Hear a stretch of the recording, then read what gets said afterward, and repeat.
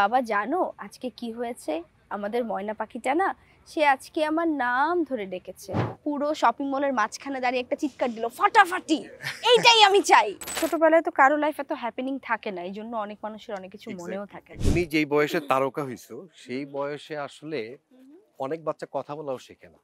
আমার ধারণা গ্রামীণ ফোনের যে বিজ্ঞাপনটা দিয়ে তুমি সারা দেশের মানুষের একদম নয়নমণি হয়ে গেছো, তখন তোমার বয়স কত ছিল? তখন আমার 3.5 বছর আই গেস।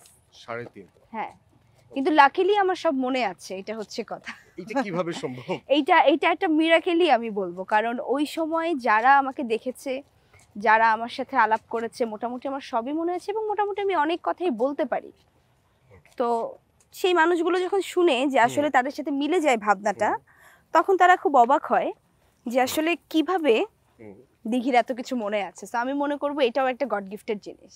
বিজ্ঞান বলে যে 4 বছর বয়সের আগে মানুষের কোনো কিছু মনে থাকে না।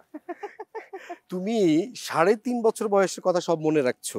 আমার ধারণা এটা মনে রাখার একটা কারণও আছে, কারণ বড় হওয়ার পরে তুমি আবার সেই বিজ্ঞাপনটা দেখছো, সবার রিয়াকশন পাচ্ছ। এটা একটা কারণ হইতে পারে। হতেই পারে, আবার এটাও একটা কারণ হতে পারে যে আসলে ছোটবেলায় তো কারো লাইফ এত হ্যাপেনিং থাকে না, এই জন্য অনেক মানুষের অনেক কিছু মনেও থাকে না। কিন্তু আমি ছোটবেলায় এত অভিজ্ঞতা নিয়েছি, এত জিনিস আমার সাথে হয়েছে আশেপাশে, এই জন্য হতে পারে মনে আছে। আচ্ছা, গ্রামীণ ফোনের সেই যে সংলাপটা ময়না পাখি, এই এত লম্বা একটা সংলাপ তুমি মুখস্থ করছো কিভাবে এই 3.5 বছর বয়সে? এটা আমার একদিন লেগেছিল মুখস্থ করতে, আমি যদি ভুল না হই। হ্যাঁ। প্রথমে তো আমাদের স্ক্রিপ্টটা দিয়ে যায় বাসায় এসে আমার ডিরেক্টর। তো স্ক্রিপ্টটা দিয়ে যাওয়ার পর আমার মার সাথে সে আলাপ করে যে এরকম এরকম এইটা ওর বলতে হবে পুরো ডায়লগটা। তো আমার মা তখনই খুব টেনশনে পড়ে যাচ্ছে, এত বড় ডায়লগ বলবে। তো সে বলে যে যেভাবেই হোক উনা উনা মানে ওকে একটু ইয়া করেন,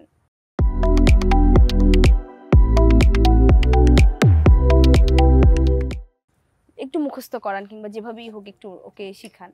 তো পুরো একটা দিন আমার মনে আছে আমার মা আমার কানের সামনে ডায়লগটা বলছে, তো বলছে, বলছেই তো বলছে।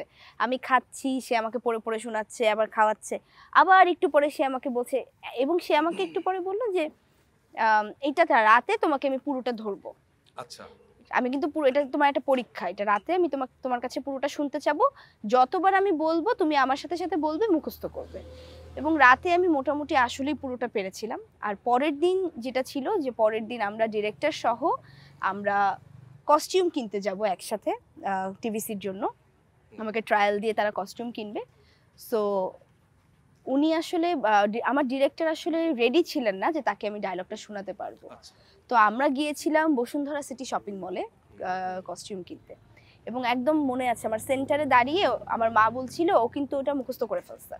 তো আমার ডিরেক্টর বলছে যে দেখি মা শোনাও তো তাহলে কি মুখস্থ করছো। তো আমি পুরো ডায়লগটা এক নাগাড়ে বলে গেলাম এবং আমার একদম এখনো কানে বাজে যে উনি পুরো শপিং মলের মাঝখানে দাঁড়িয়ে একটা চিৎকার দিল, ফাটাফাটি। এইটাই আমি চাই।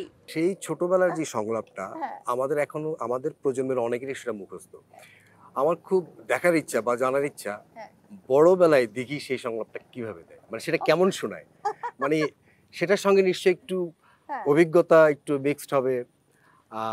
দিঘির নায়িকা জীবনের একটা ছোঁয়া থাকবে। বলো তো একটু বড়বেলায় তুমি কিভাবে বলতা? যদিও এখন আর ওই ওই টোনটা হবে না, ওই ওই ভয়েসটা হবে না, তারপরেও আমি চেষ্টা করতে পারি। বাবা জানো আজকে কি হয়েছে? আমাদের ময়না পাখিটা না, সে আজকে আমার নাম ধরে ডেকেছে। আর এই কথাটা না মা কিচ্ছুতেই বিশ্বাস করছে না। কেমন লাগে বলো তো বাবা? আমি কি তাহলে ভুল শুনেছি? তুমি আজকে বাসায় এসে মাকে অবশ্যই বকে দিবে। আচ্ছা বাবা রাখি, তুমি তাড়াতাড়ি চলে এসো কিন্তু।